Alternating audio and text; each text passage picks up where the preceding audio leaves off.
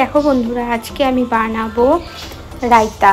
তো রায়তার জন্য আমি নিয়ে নিয়েছি এখানে গাজর, শসা, পেঁয়াজ, টমেটো, ধনেপাতা। তো এগুলোকে এখন আমি ছোট্ট ছোট্ট টুকরো করে কেটে নেবো, একটা গ্রেটারের সাহায্যে গ্রেট করে নেবো। তো দেখো ছোট ছোট টুকরো করে গ্রেটারের মধ্যে ভরে দিয়েছিলাম। এখন সমস্ত সবজিগুলো আমি এখন গ্রেট করে নিয়েছি। আর কত ছোট ছোট হয়েছে দেখো, কুচি কুচি পেঁয়াজ, গাজর সব এই গ্রেটারে করে টেনে টেনে আমি গ্রেট করে নিয়েছি। তো এবার আমি একটা বাটির মধ্যে নিয়ে নিলাম কিছুটা টক দই।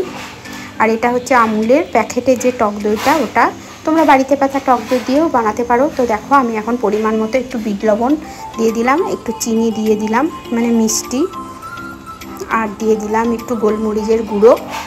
এবার সব কিছু দিয়ে ভালো করে দইটাকে একটু ফাটিয়ে নেবো। আর একটু দিয়ে দিলাম কাশ্মীরি লঙ্কা গুঁড়ো, কালারটা বেশ ভালো আসবে ওই জন্য। তোমরা না চাইলে না দিতেও পারো কাশ্মীরি লঙ্কা গুঁড়োটা, তো আমি দিলাম।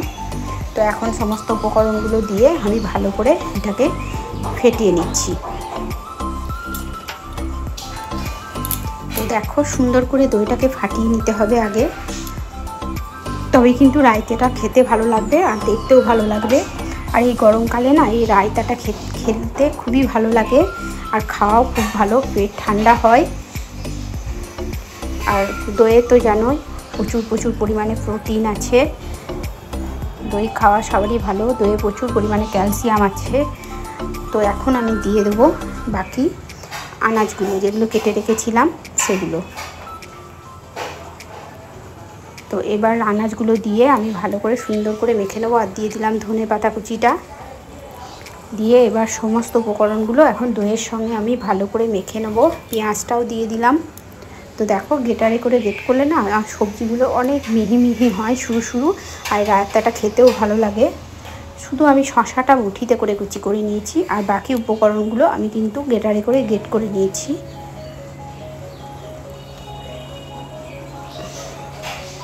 তো এবার আমি সমস্ত উপকরণগুলো এখন সুন্দর করে মাখিয়ে নেব, ভালো করে মাখিয়ে নিতে হবে। তো দেখো আমি খুব সুন্দর করে এখন মাখিয়ে নিয়েছি। এখন আমি উপর থেকে দিয়ে দেবো একটু লেবুর রস। তো দেখো একটা হাফ লেবুকে আমি চিপে দিয়ে দিলাম লেবুর রসটা। এবার লেবুর রসটা দেওয়ার পরে আমি সুন্দর করে মেখে নেব আর একবার। আর আমি দিয়ে দেবো এখানে একটু ভাজা গুঁড়ো মশলা, যেমন কাঠখোলাতে ওই জিরে, তারপরে শুকনো লঙ্কা সব কিছু 5 ফোড়ন দিয়ে একটা ভাজা গুঁড়ো মশলা বানানো থাকে আমার, ওটাই দিয়ে দিলাম একটু। তাহলে খেতে না খুবই টেস্টি হবে আর গন্ধটা খুব সুন্দর হবে রায়তার। তো দেখো এবার আমি সব দিয়ে ভালো করে মেখে নিলাম। আর দইটা কিন্তু আমার ঠান্ডাই আছে, ফ্রিজের দই, যেহেতু রায়তাটা খেতে ভালো লাগবে। আর তোমাদের যদি দইটা ঠান্ডা না থাকে তাহলে এটা বানানোর পরে একটুখানি ফ্রিজে রেখে দেবে। এই রায়তাটা না ঠান্ডা খেতে খুব ভালো লাগে। তারপরে এই রায়তাটা তোমরা করে বিরিয়ানির সঙ্গেও খেতে পারো, রুটি লুচি সবের সঙ্গে খেতে পারো, খুবই ভালো লাগবে। আবার কেউ খালি মুখে শুধু খেতে পারো, পেট ভরে যাবে খেলে এক বাটি।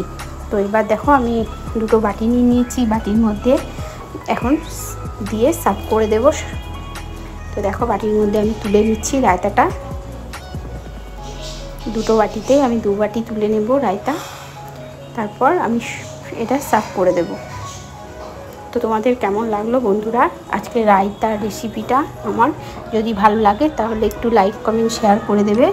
আর যদি নতুন বন্ধু কোনো আমার এই ভিডিওটা দেখে থাকো তাহলে আমার চ্যানেলটাকে একটু সাবস্ক্রাইব করে বেল বাটনটা প্রেস করে রাখবে, তাহলে আমি যখনই নতুন কোনো ভিডিও পোস্ট করব তোমাদের সামনে পৌঁছে যাবে। তো বন্ধুরা দেখো আমার একদম রায়তা রেডি। তো তোমরাও এরকম রায়তা বাড়িতে বানিয়ে খাবে, এই গরমে খুব ভালো লাগবে আর পেট ঠান্ডাও থাকবে। আর বাচ্চাদেরও খুব খেতে এটা পছন্দ করে। তো দেখো বন্ধুরা একদম রায়তা রেডি। তো আজকের মতো এইটুকুই বন্ধুরা, সবাই ভালো থাকবে, সুস্থ থাকবে কেমন। আর এই গরমে এরকম ঠান্ডা সবজির রায়তা বানিয়ে খাবে। তো বন্ধুরা এতক্ষণ ধরে আমার ভিডিওটা ওয়াচ করার জন্য সবাইকে অনেক ধন্যবাদ। তো টাটা বাই বাই, ভালো থেকো, সুস্থ থেকো।